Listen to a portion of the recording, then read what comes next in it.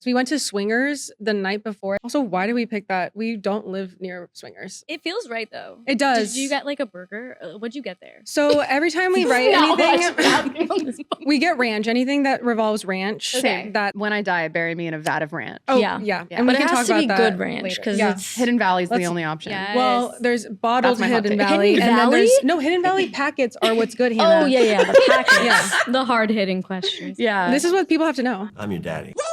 I can be smart when it's important. I'm your daddy. I'm Sorry to this I'm your daddy.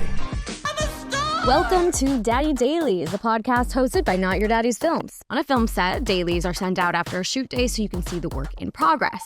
Daddy Dailies are conversations that go behind the scenes so you can see what work went into the process and be better armed to succeed in the industry. Daddy Dailies, hosted by Not Your Daddy's Films. Are we rolling? Okay, let's do it. We're Okay. doing great. Hello and welcome back to Daddy Dailies. I am Carlye Tamarin. And I'm Nicole Lip, and we are two of the co-founders of Not Your Daddy's Films and your hosts today. We are so excited to be here today with these incredible guests, Danya Jimenez and Hannah McMechan. We've got the two writers of K-pop Demon Hunters in the house. So why do I just want to sing it? Sing the bio, do God. it. All right, here we go. Danya is a Mexican-American writer who grew up in Orange County. She learned English by repeating everything Lizzie McGuire said. Hannah is from a small town right beneath Yosemite National Park where everyone has a country accent for some reason, even though it's NorCal. The two met as college freshmen and have been best friends / roommates / writing partners / co-workers / sisters / enemies, etc. ever since. This is so cute.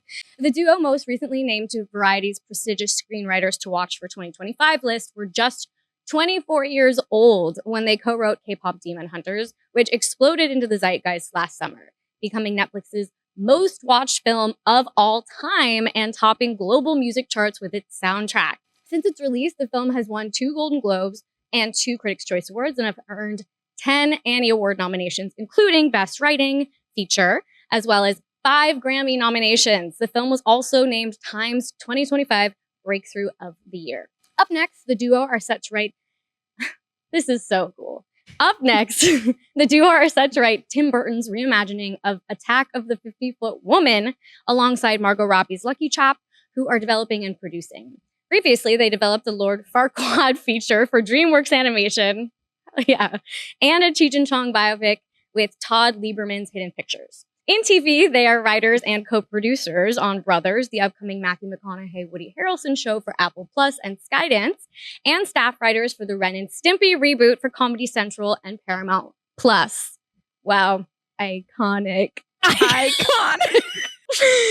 Wow. Yeah. It's just so many things that I love so much. Obsessed. So we're obsessed with them. We're obsessed. So let's get into it, Yeah. shall we? Yep. Oh my God. Gary. Danya and Hannah. Hello. Welcome to Daddy Dailies. Thank you. Are so excited to have you guys on the pod. And we just want to start by saying congrats. You guys did it. Thanks. You made it. We did it. Ooh. We did it. How does it feel? Like, are you guys aware that you did the fucking thing? What if they were like, yeah. We're so aware of it, actually. No, I don't know. I really feel like I've blacked out like almost this entire experience.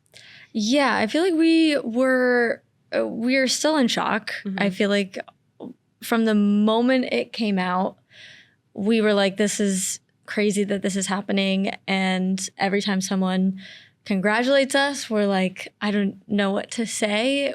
I feel like we're really not good at like Accepting compliments. Yeah, we're both like, yes, thank you.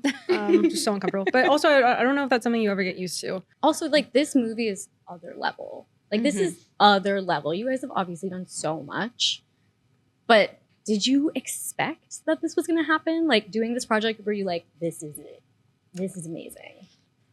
I think at first we did because we were so obsessed with K-pop that Yeah. we're like the fans, the stans will be obsessed and support it. And then as time went on, I mean, this was like a 5-year long process. So you go down, up. So yeah, there were some times where like it's not going to come out. No one's going to see this. Yeah. Well, there was before it sold to Netflix, I feel like when it was just at Sony, we were kind of like no one knew if we were going to get more funding. Mm-hmm. No one knew. I think there was a point where it was kind of like we need more money for more animators and more like storyboard artists and obviously casting and everything. And it was kind of like Sony wasn't able to give us more money. And so we were kind of like, what do we do? So there were definitely ups and downs where we were like, oh, this probably will not get made because it's just too expensive. Like it's really expensive to do animation. Yeah. And we stopped asking for updates too. We were like, this is never going to come out. And then when the trailer finally dropped, we were in Texas on a show and we're like, holy shit, this is actually happening. And also everyone that we told about this project kind of thought that it was like something that we had come up with in our minds. No one believed it. We're like, no, we swear we worked on this K-pop project. And like, totally. Yeah. So then we had proof that it was real. So it took 5 years from like your first meeting to coming out. Can you guys talk a little bit about those first steps and the interview and pitch process and like coming to this project? Hannah loves telling this beginning part. Oh, because of the script thing? Of course. Are you going to do the whole thing? No, I'm not. Wow. I'm not. What's the whole thing? It was the first script that we ever wrote together, or the first feature script that we ever wrote together is what basically got us this job. Because we went to Sundance with that script. And then that at Sundance was where we met Nicole Perlman, who was on the project at the time. And so she read that script and she was like, you guys should pitch. They're looking for writers. Maggie can't find anyone. And so we went and we pitched and famously did a terrible pitch. Which we've said many times now. What does that look like? Like I'd love to tell PowerPoint? Like what was the bad pitch? Not even that. No, we actually did nothing for this besides just, I can't even believe that we did this. We went to Swingers the night before, I think. Remember? Iconic. I was just about to say. Yeah. Let's say it at the same time. Iconic.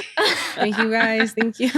We were in a writer's room at the time. And so we really didn't have any time to like work on this pitch. Also, why did we pick that? We don't live near Swingers. I don't know. It feels right though. It does. Did you get like a burger? What'd you get there? So every time we write anything, we get ranch. Anything that revolves ranch. Okay. That's and When I die, bury me in a vat of ranch. yeah.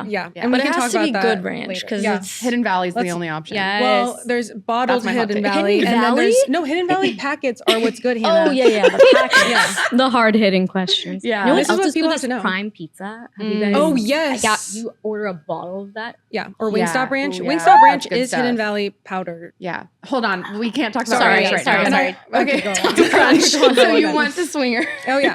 And we did the outline there, and we basically pitched like an indie movie because we had just come back from Sundance where everything's like small and intimate and and so we pitched an indie movie. If it had been live action, it would have been under $1 million.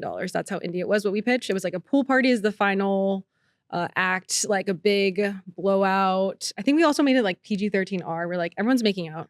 I do kind of want to see this version I do also. too. if It we was can all get that realistic. done. Yeah. It was like Yeah. the movie we pitched did not need to be animated, Yeah. which is the number one thing in animation that they tell you is like, why does this need to be animated? Yeah. And we're like, it doesn't. And we were like, no, yeah, they're just all playing like instruments and they're fighting each other hand-to-hand You combat. kind of wrote and- Josie and the Pussycats, I think. Yeah, well, basically. yeah.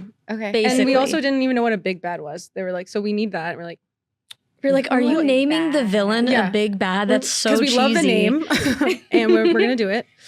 I know. I think we actually started calling the villain Big Bad. And as like, I guess this is the name that they chose for what later became Guima, but we were like, Yeah. at the time, I guess they want to call him Big Bad. And then we realized that's what all screenwriters call So the in the villain. script, you wrote like Big Bad Yes. says. Yeah.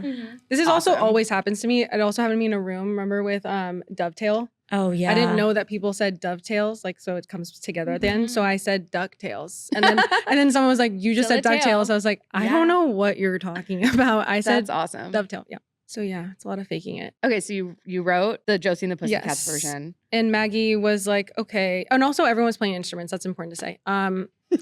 Because Which- K-pop idols K-pop is not that. do not play We're like, instruments. 5 instruments at once. Everyone's got one. Uh-huh. And then Maggie was like, so none of this is usable, but loved your guys' voice. We were also like best friends. We were roommates at the time, coworkers, obviously. So she was like, you guys are the girls. We're also really young at the time, which is another Way thing. back in the day. Way back in the day. We were so young. Yeah, so we really knew these girls. So that's kind of why we got hired. And she was like, I know the rest. And then she said, maybe you guys should do some research. Watch a K-pop video or two, maybe a K-drama. And we're like, totally, no worries. And then we entered a K-hole because you can't just watch one. You like become obsessed. And addicted. What was the gateway K? Hannah's was first. Mine was first. Mine happened first, and then I was really embarrassed that it was affecting me, and so I didn't tell Danya for a couple weeks that I had fallen. It was into actually this. come out to me. I did. I literally had to come out to Danya because we were working on this project. We were both at home during the pandemic, and so we were at home, and I remember we were writing the project. I feel like we both were having a hard time because we didn't know K-pop that well yet. And it was like in the very first weeks of being on this project. And then we were training our TikTok algorithms to show us K-pop so that we could research or whatever. And then I saw this video of my current and forever bias from Stray Kids. And I saw him dancing, and it like actually experienced love at first sight. And like I swear I had vertigo in bed. Oh my God. And I started, when we were supposed to be working, I would be watching YouTube videos of him online, like all throughout the day. And then, after a couple of weeks, I was like, Danya, I have to tell you something. I have become a K-pop fan, and I'm mentally ill, like staying up till 4 a.m. watching these videos. Oh my God. And then you fell in shortly after. Well, I had FOMO. And that's really powerful to have. Yeah. And it's a big motivator for me personally. Yeah. So I was like, I have to get into this. And it was actually really easy. I think I was like, I had boundaries up. I want to get sucked into that. You didn't want to fall. I didn't want to fall, but I fell hard. Yeah. And I took BTS. It was like it was one of their music videos where they're driving to like the countryside, and it was just so beautiful and fun. And the song was very relaxing. And I didn't know that there were K-pop songs that were like that. So that was my gateway. And then, I really got into that. We spent thousands of dollars on merch, tickets. That makes sense. Honestly, I think that's really relatable Thank to me you. personally. Thank you so much. But I think that really shows in the script, because it's like you felt that feeling of the full fall that is The like fandom. And then also the three girls in very different ways experiencing fandom. So it's really fun how that shows. Yeah, I think it was good that we came in not being K-pop stans and then becoming K-pop stans, because I feel like the movie is kind of doing that for people where you can watch it and not be a K-pop stan. And then there are things in it that like are universal, but then you get sucked in and it's like, okay, now I understand all these references, but there are also references that you don't have to be. You were able to like reach both audiences. And I think that's why this movie is the most watched movie ever on Netflix, right? Because it reached everyone. Yeah, I feel like people are also so curious. I think people got FOMO when they were like, I don't know anything about K-pop. We did an article to help people get into K-pop of like, how can you enter a K-hole? That was not the title of it, but that was essentially what But was. it should be. It should be. I like Someone that take a lot. it. Because it feels so good to be a fan. It's like I thought you were gonna say truly it feels really good to be in a K-hole. Well, it does. Well, that as well. That's euphoric. There's no better Similar. feeling Yeah. than being Yeah. obsessed with something. Like I recently watched Heated Rivalry, and it just wouldn't. It's so nice to It's jump all-consuming. from obsession to obsession. Like Yeah. it's so fun. It's similar to that. You guys made that. Yeah. Like, that's crazy. I mean, it's not. I mean, But you guys should be so proud. Yeah. Let's talk about the actual process, like the steps that went into that. Okay, so you did the pitch, right? You won the project. Hallelujah. What did Maggie and Chris give you guys versus like, was it just the general premise? Did they give you like plot points you had to hit? You know, like tell us about what was given and what you extracted from yourselves. Yes. Well, it was just Maggie on the project at the time. Chris joined us like 8 months later. Oh, okay. So yeah, Maggie just kind of gave us, I want to say like a 1-pager maybe. I Of think just so. like it was like the girls, 3 girls, the boy band, obviously. She had the boy band. Roomies Half Demon. Yeah, it was all like the major pieces Hanmoon. of like, this is what I want the story to be. But there weren't any like in There's no act structure. in act 1 this happens, in act 2 this, you know, it was all no structure. It was just like, these are the characters and this is where I want this girl, this is what I want her problem to be, is that she's half demon and she's keeping it from her. Well, actually, I don't even know if it was set in stone that she was going to keep it from her bandmate. We went through probably like, I don't know, 30 treatments, but like completely new ones. Not even like, little edits. It was like, we started from scratch. There was like a Harry Potter version. There was a Lord of the Rings version. There was like all of these different avenues that we explored. Wow. And ultimately we're like, this is inaccessible to younger audiences. We do need to simplify it, and it cannot be a 4-hour long movie at the end of the day. No movie should ever be 4 hours. And I agree. Yeah. Did it have any of like Korean folklore in it, or did you guys? Yeah, there was actually one point, one of the earliest treatments was like, there's a 9-tailed fox a cameo, and that was like an integral part of the story, and they had to find this 9-tailed fox and get a weapon from it that would like help the girls defeat the boys.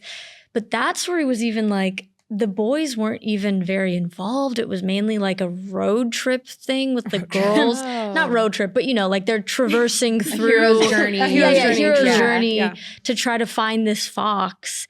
And then it was kind of like, why do we need a fox? There's too many like characters. And then we had a lot of like a version with all of the ancestors and like previous demon hunters coming to help them. Ooh. But then I think that was also too much. That's fun. That's kind of like Demon Slayer. Yeah, it was.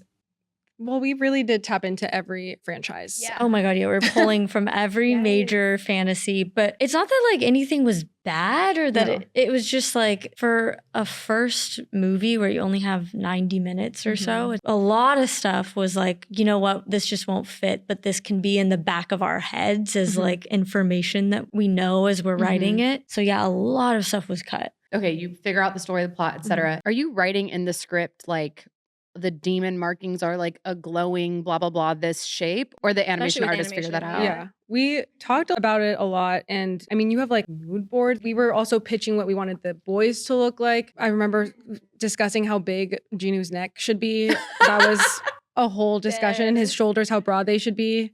We were all pasting like our favorite K-pop idols onto this Google Drive, and like literally like trying to push other people's photos out and putting ours on top. So that's awesome. Really like all of the boys are a mashup of like every K-drama actor. Yeah, and that's why are we in love with animated characters? Exactly. Because I love them. Because everyone's putting in some input. And animators do it on purpose. Like even in movies where you're like, I'm not supposed to be attracted to this creature. We found out recently that it is intentional. It is intentional. The hear me out cakes. Yeah. Yes. They're like, well, yeah, that was the plan. Yeah. Wow. So like, are you like such a technical specific question, but are you writing like he wears a big wide brimmed hat and you can't see his eyes, or like, and similar question with like the music in it? Let's wait for that. Okay. Yeah. That's a whole other can. I do actually remember us writing the markings and the wardrobe, and like I remember at one point we were like, well, Rumi should always be in a turtleneck because she has the markings, and so we were writing, and she's in a turtleneck, and her hair is really tightly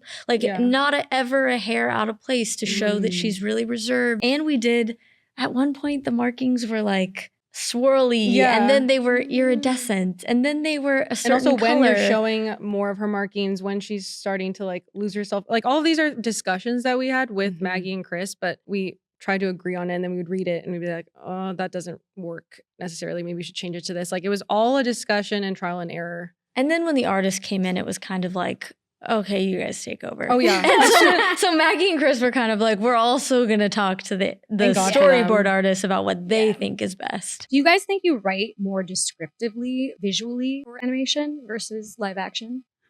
I honestly, right? I don't know. I feel like you start with that, but then you're like, we have to get the page count down.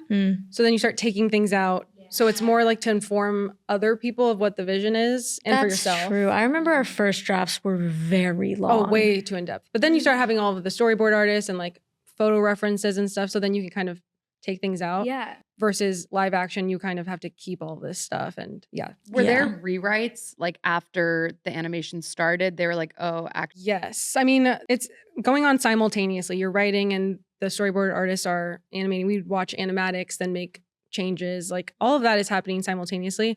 But the actual animated part, like what we see, I think it was just done.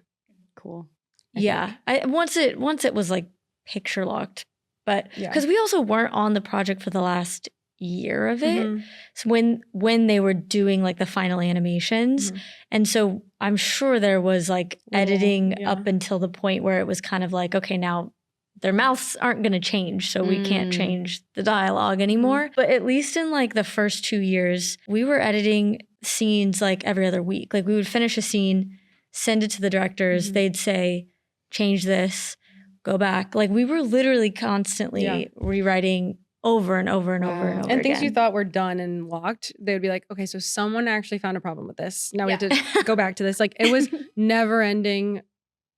Yeah. Well, it's an interesting way of like collaborating too, because normally, I mean, what we think of making a movie is like you write the script gets bought, the director gets hired. You know, it's like that series of events didn't happen that way for this one. Yeah, animation is so different. Yeah. It's crazy. Yeah. It's like a writer's room. Yeah, it was. It was, the whole thing was structured like a TV show. And like Maggie and Chris were the showrunners. They were literally on Zoom with us every day. We were all coming up with these ideas, like the four of us, and then whatever producer was there as well, because we had multiple. So it was very much like not a typical feature process. We were not used to that. Yeah. And also for animation, you have like so many different writers. Like we were on it for 3 years and then we were off it for 1 year and this other writing duo went in and then they were off it. Then we came back on. Like if you look at any animated movie, there's like so many writers listed. Also So multiple interesting. directors. It's just a really expensive, long process. Yeah. So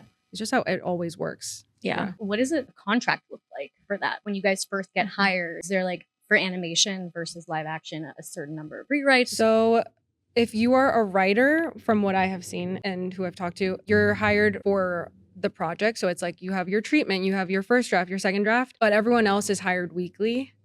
So it's different. It's also in the animation guild, it's not WGA. So that's also different. So crazy. I know. Crazy. That's really crazy. And also you're crazy. in a writer's room essentially. So you're working 24/7 really, but you are being paid per step. Yeah, which it's like at first you're like, oh my God, this is a great amount of money. And then it goes on for 5 years and you're like, what if I'm averaging this out hourly? We had to just not do the math. Yeah, we 'cause still haven't done the math on what Did that you was. guys, when this all started, did you have someone like negotiating a good deal for you guys on this? Or like, do you have good residuals, back end, anything? Or were you guys just like, we're going to do this. It's our first like big opportunity. Yeah, we did not have a lot of negotiation power because it was our first big thing. I mean, the only other thing we had done is the Disney Channel Writers Room. And then we had done one Sundance other program. the Sundance program. And that was it. And so I think that they got us for really cheap because we had no leverage. Worth it. Yeah. Oh yeah, and I will say at the time we were like, we're being paid so much money. Like that's how it felt. And then looking back now, we're like, oh my God. And I remember telling like my dad, and he was like, you're just working like this many hours for this long. Yeah. And I was like, don't say that to me. You know, they talk about girl math. Yeah. It's like writer math. Yes. Yeah, writer math. It's creative math. Yep. It's film industry math. Yep. We don't Truly. need to do I that. think that's like why it feels so fresh because they did take this chance on different voices. Yeah. It shows in Yeah. the cadence, like it's like so palpable. Do you guys normally write with that big chatty girlfriend cadence? To be honest, it's really hard for us to not write in our own style. So every time that we get hired for a project, we always have to be like, and just to make sure you want us to be writing this in the way that we always write. Yeah. Because sometimes it's happened to us before where they're like, so just take all of your personality out of it. And we're like, why would you hire us then? But yeah, that's kind of just how we always write. Obviously, it's different for all the characters and stuff. but Yeah. I mean, normally we write raunchier. For sure. And so I think our first Hannah passes, looked up. our first passes on the dialogue were like, it was like, you know, it was a bit more raunchy. But then, and I think that that's also why the movie does so well, is because it doesn't feel like it's strictly for kids. Because even like Maggie and Chris too, they also, I don't think their instinct is to write super little kid either. Like I feel like everyone writing this had a bit more of like a mature leaning desire. That's like the animated films that we grew up on. Like if you think about like Toy Story, there are some like really perverted jokes in there that went right over our little child heads. And I think like that's a huge mark of a successful animated film is that like the parents like watching it as much as their kids. When I first Yeah. saw it pop up, I didn't know anything about it. I had not Yeah. heard anything about it. And I was just like, K-pop demons, that is my brand. Like I'm a singer and dancer. I love, murder, those things. Of I was course. like, I will obviously watch this. I had no idea it was like meant to be a kids movie until after. And I started just talking about it to everyone. Well, They were like, isn't that a kids movie? And I'm like, no, you don't understand. You don't understand. It's us. It's us. The way that those girls talk to each other. We need snacks. it's Yeah. It's really important to me that you guys so- wrote that in there. Yeah.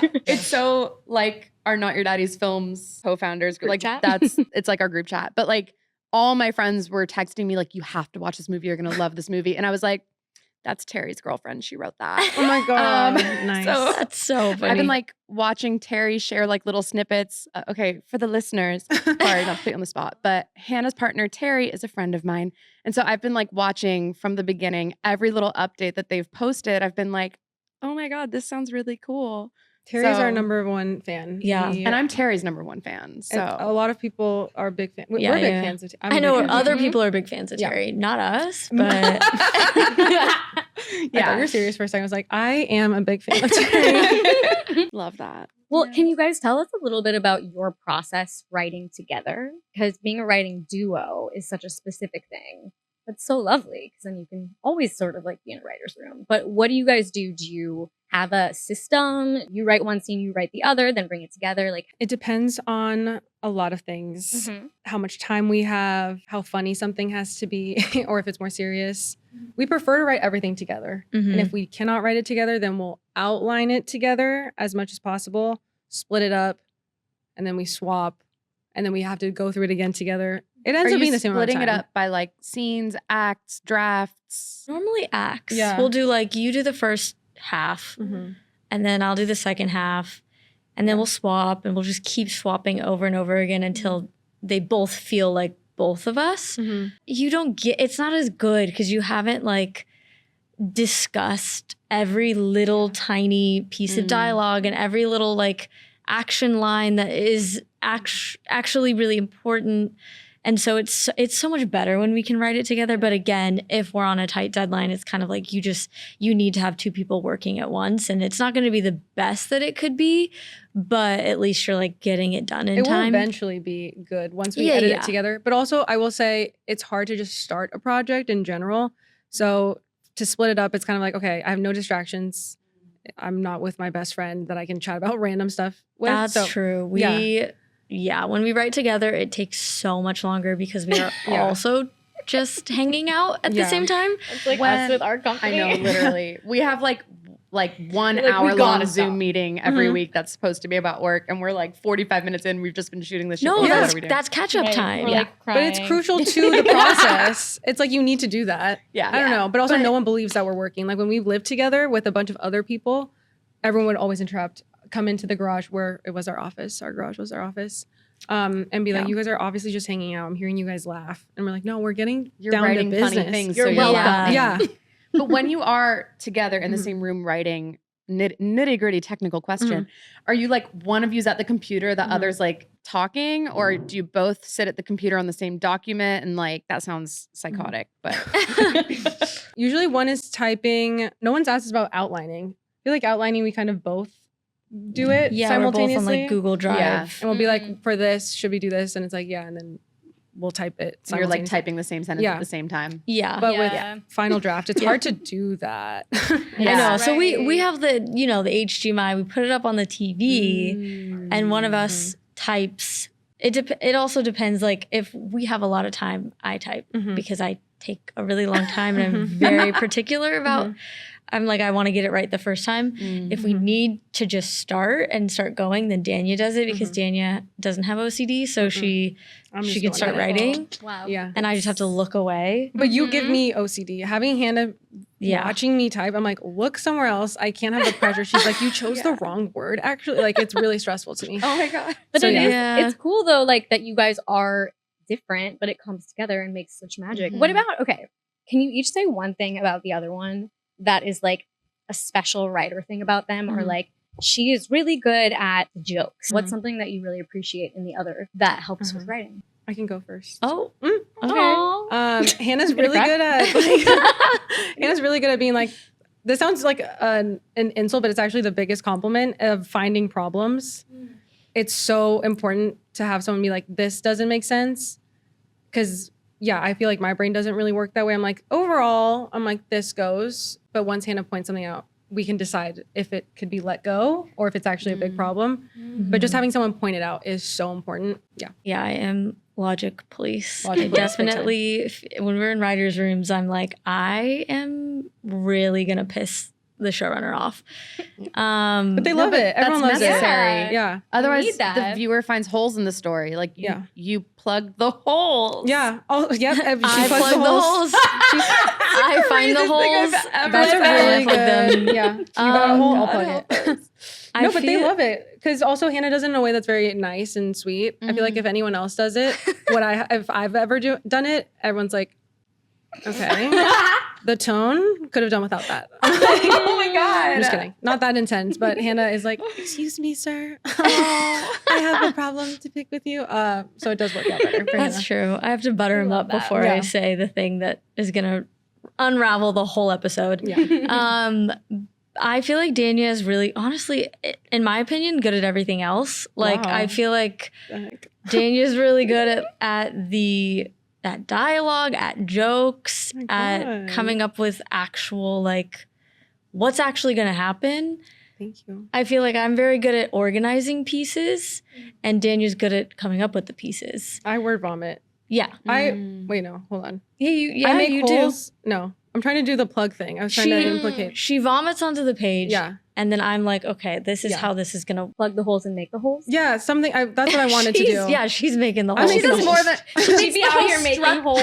You're building the boat, and there are some holes. I'm that person that comes from the government or whatever and is like, this is not going to hold up. I'm the inspector. But also, I love, this is not whole. I can't figure out the way to do it with holes. Sorry, you guys, to let you down. We got to maintain the metaphor. I know, but I really love answering Hannah's plot holes.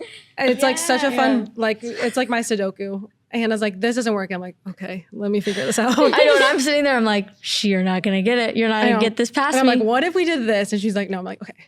This feels. What if? I feel very affirmed because this sounds a lot like my writing partnership. Oh, really? That's good. I'm Hannah.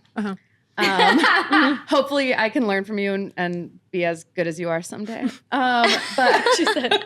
But I feel this is like really nice to hear because I feel like so much of being a writer or just a filmmaker, or just being in this industry, can feel very lonely. And to hear someone describe something that you've experienced is like, oh, I'm not crazy. Oh, yeah. You know? You're It's never really crazy. nice. I want to say that also. I'm always crazy. Well, we're all crazy, Never but ever. in terms of these experiences, I feel like it's just, this is a hard industry. And it's nice when everyone's like, oh, yeah, I went through that. Let me tell you Yeah. Well, how I I got also over think it.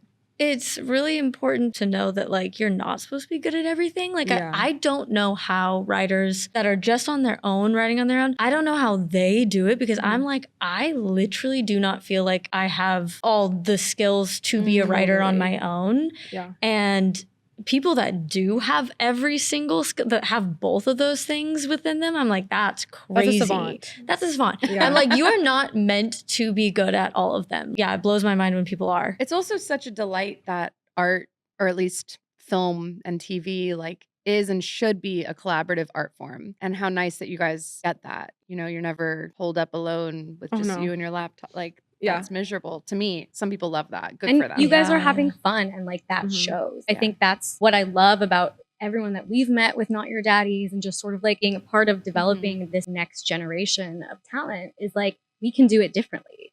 We can do it the fun way. And you guys are proof that, like, taking a risk, it's crazy that saying like hiring you guys is a risk. No, yeah, but like, it was. It was. But like, look at how amazingly that risk paid off. So like, Hollywood, hello, take some risks. Yeah. I hope people actually do, because we've been in a few meetings where everyone's like, so obviously now the whole industry wants to do K-pop. I'm like, that should not be the lesson you learn from this.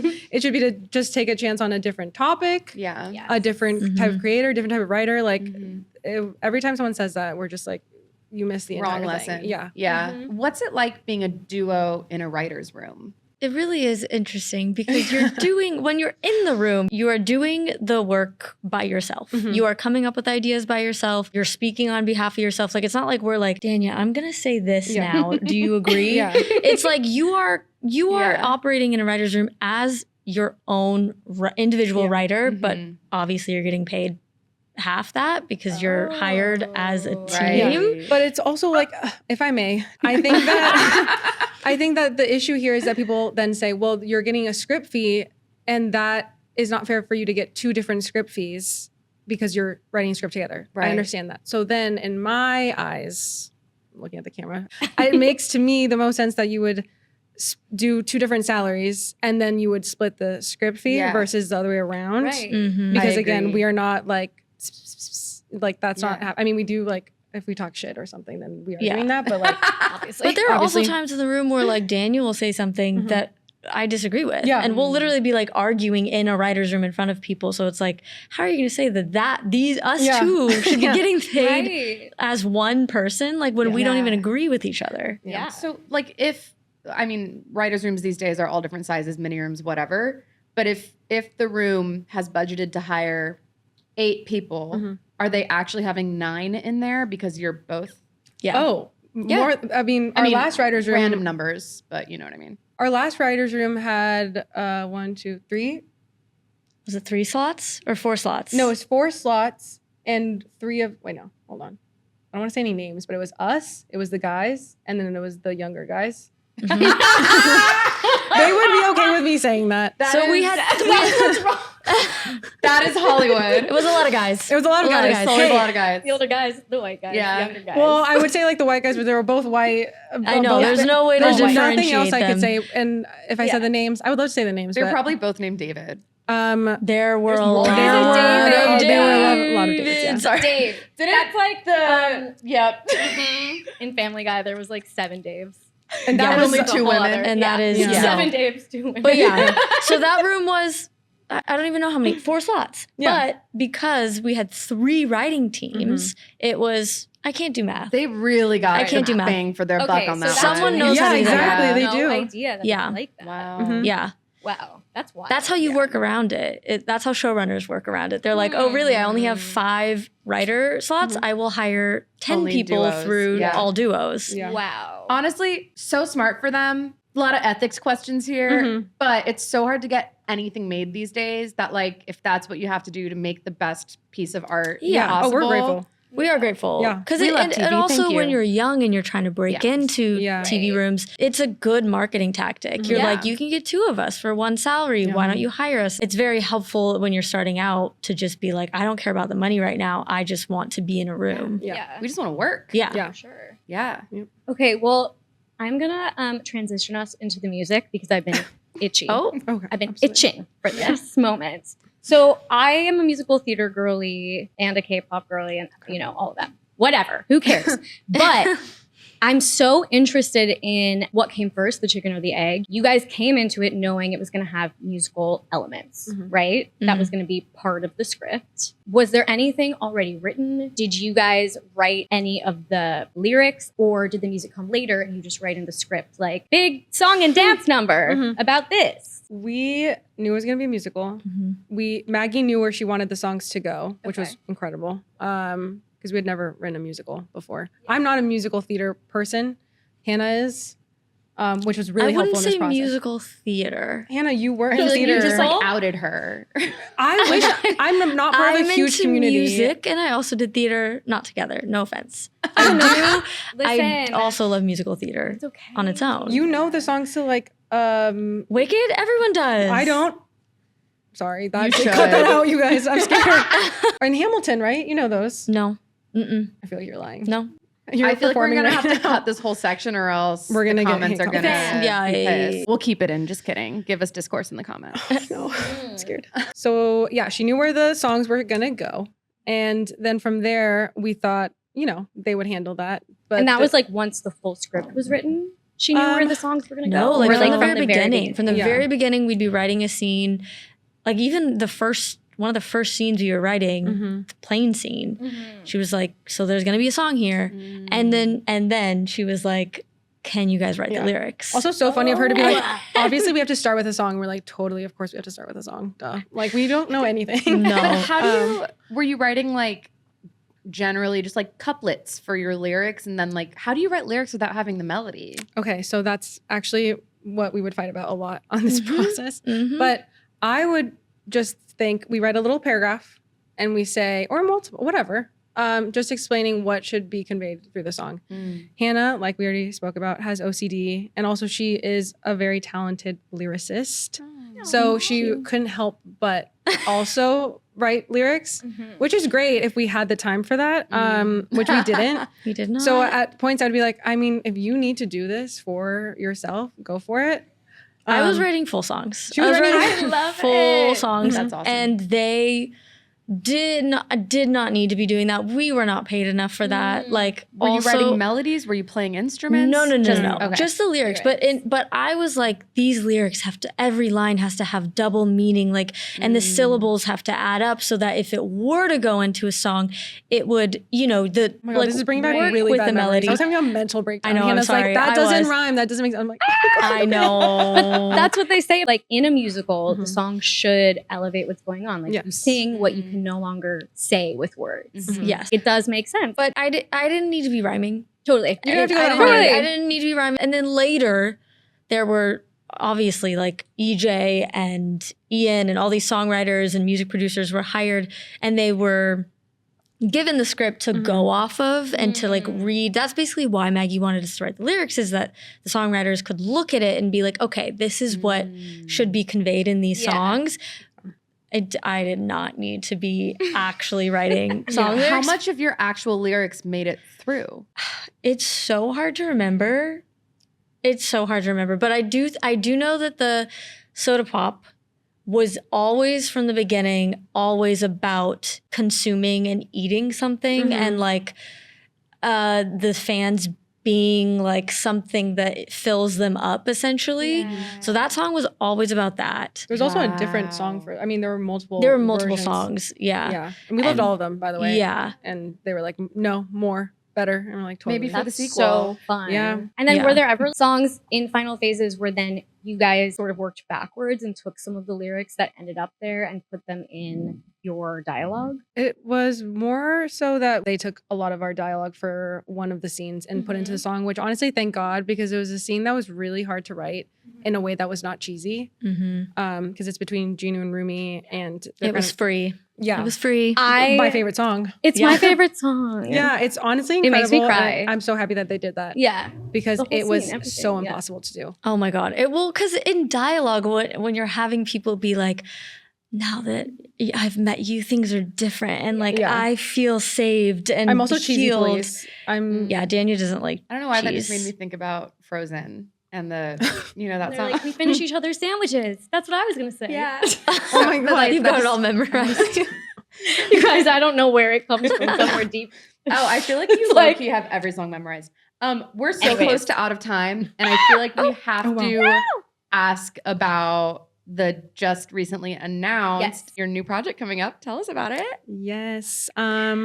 Attack of the 50-Foot Woman. I with know. Lucky So Chap. cool. Tim I Burton. know. I feel like we're not allowed to say much because we'll get murdered. But we can talk about, I'm going to give Morgan a shout out. Why not? Yeah. Right. Okay. So I went to school with the exec that hired us, Morgan Begg.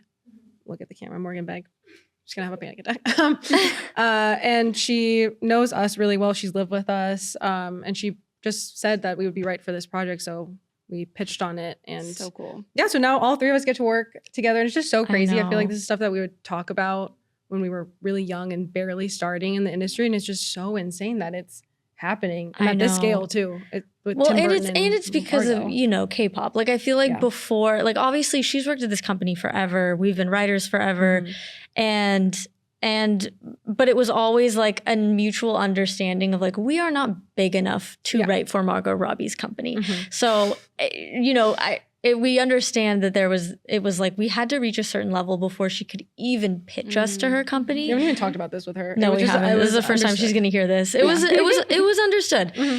And then finally K-pop came out and it was kind of like, okay, now we're allowed to pitch on things that like the big league writers are pitching on. So major. And so that's kind of how that project happened is we were like, okay, we're allowed to even attempt to get these kind of jobs. And is this one live action? Yes. Yeah. Okay. Live action, cool. raunchy, adult, raunchy, adult, all the things that we love. Yeah. So cool. Iconic. Should we say it together again? Iconic. This is not a thing we normally do. I don't know feels what's going like on. you guys do this all the time. We do kind of share a brain. I love that you're saying you share a brain, but you're like 1, 2, 3. Okay. And it's still off. Iconic. Mm-hmm. Yep.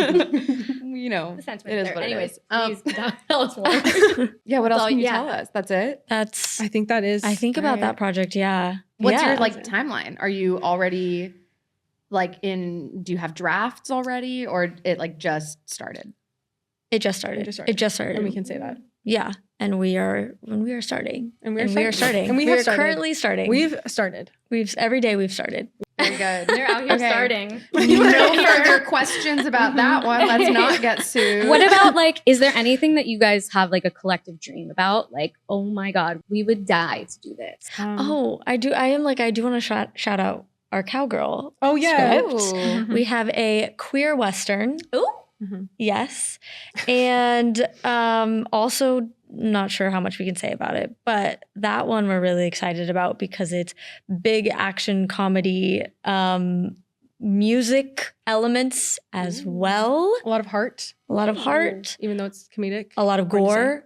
Kind of a horror thriller as well. I'm set kind in of the dying Wild to West. see this movie. We're just saying every word right now. We're like, it's gore, Brokeback horror. Mountain, but fun. Well, maybe more like No? 310 to Yuma meets Scott Pilgrim versus the World. Wow. Brokeback Mountain, I guess, and they're queer, so that's the element that's brought in. A little Love Lies And it's Bleeding. Western. It's a Western. A little Love Lies Bleeding. Oh, yes. yes. Great. Fun. Love this. Okay, we're Are we out of time? so close out of time. Can we do hot takes real quick? I have one hot take. I think that if you're watching a film in another language, you should not be allowed to watch it dubbed. I think you should listen to it unless you have like some sort of medical issue, you have trouble reading, dyslexia, you're a child, something like that. Okay, but if you are just doing it out of laziness, no, illegal. Yeah, I feel like people do it so they can look at their phone while they're watching. Focus up. That's when I actually pay the Illegal. most attention and understand the movie because I have to be looking at it. Also with K-dramas, that's why I was so obsessed with them. Had no choice. I love that hot take. Yeah. Okay. It's a great one. Hope I'm not canceled for that. I don't know if this is even, I'm that passionate about it because I'm grasping for things. But I think that spice intolerance, it can be changed, and I don't think it's a real thing. I think it's mental, and I think that you can fix it and it is something that you should fix. Like, there's nothing worse than going to eat with people that cannot eat spicy food. I think it was supposed to be entertainment. But you know what? But you know what? I thought you were talking about spices and sexiness. I was like, okay, Hannah, with heated rivalry, maybe go into that. Oh, The sex scenes are an acquired taste. Okay. You can work on it. Yeah. You can make your brain be okay with seeing that on screen. That's so funny. But yeah, it does move the story forward, actually. Just like, sorry, I'm going to add on to this, but just like with songs, it's if you watch Heated Rivalry without the sex scenes, you would be like, what is going on? No one's talking, no one's saying anything. But there's so much emotion and tension that by the time that they finally do talk, you're like, of course, it had to happen because of what was going on sexually. Yeah. All right, so sorry to piggyback on your spice. It was great. You found the metaphor. Yeah. I truly was like, a Hannah's so metaphor. smart in that second. You plugged the hole. I plugged the hole. Aww. Yeah. Whoa. Look at that. Cute. Full circle. Yeah. Do you have one?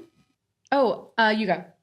Okay, mine is for dancers on set. I think it should be illegal to have to learn your choreography that day on set and then perform.